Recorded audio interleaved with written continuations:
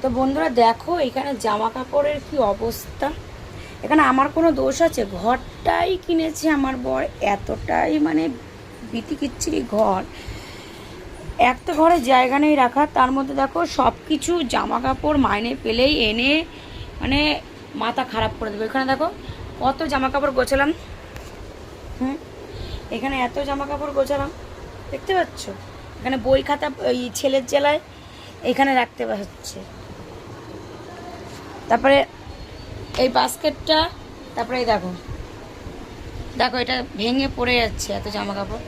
আর এই দেখো, দেখতে পাচ্ছ? তার মধ্যে এনেছে অ্যাকোরিয়াম। ওখানে কি অবস্থা অ্যাকোরিয়াম। ভালো লাগছে না, আমি আর পারছি না। ঘরের কোনো দোষ নেই, দোষ হচ্ছে ঘরের লোকের। যদি আমাকে জিনিসই না এনে দেয় আমি কোথায় রাখবো, কীভাবে রাখবো? আমি তো বলো, আমাকে তো রোজ ভিডিও বানাতে হয়, তাই না? রোজ ভিডিও বানাতে হয় নতুন নিত্য নতুন ড্রেস পরে, আমি রাখবোটা কোথায়? দেখো কি অবস্থা, জামা কাপড় দেখলেই মাথা খারাপ হয়ে যাচ্ছে। সেদিনও আলমারি ভর্তি, আমার একটা তো আরেকটা তো বড় আলমারি লাগবে, কিন্তু ওই যে বললাম প্রবলেম, রাখার জায়গা নেই, রাখবো কোথায়? লোক ঘর দেখে দিয়েছে আর সেই ঘর নিয়ে নিয়েছে, এটাই তো সমস্যা না? নিজের পছন্দ সবসময় নিতে হয়। আর ঘর আমাকে না জানিয়েও নিয়েছে, যেটা তোমাদের সাথে শেয়ার করছি।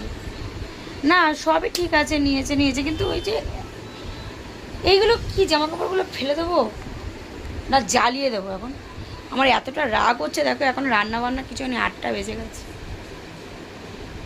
কিচ্ছু হয়নি আর কিছু করবোও না। আজকে এই জামা কাপড় যতক্ষণ না জ্বালাচ্ছি ততক্ষণ আমার শান্তি নেই, মনে চিত্তে আমার শান্তি নেই। মনে হচ্ছে সব জামা কাপড় সব জ্বালিয়ে পুড়িয়ে পুরো রাগ করে দিই, আমার মাথা গরম হয়ে যাচ্ছে। যখনই মাইনে পাবে তখনই একটার পর একটা জামা কাপড় আনতেই থাকবে। উফ, পারছি না বন্ধুরা, কি বলবো আর। দেখো আমার হালাত কি হয়ে গেছে। লাইভে কখন আসবো, তার মধ্যে বাচ্চাদের এই ঝামেলা, একটা বাচ্চা নিয়ে পারছি না, কি করব বলো বন্ধু। মনে হচ্ছে চুপচাপ শুয়ে পড়ি। চলো বন্ধুরা, তোমাদের সাথে একটু শেয়ার করে নিলাম আমার এই মিনি ব্লগটা। আশা করি ভালো লাগবে না, তাও দেখো, না হলে স্কিপ করে যাও, কোনো অসুবিধা নেই।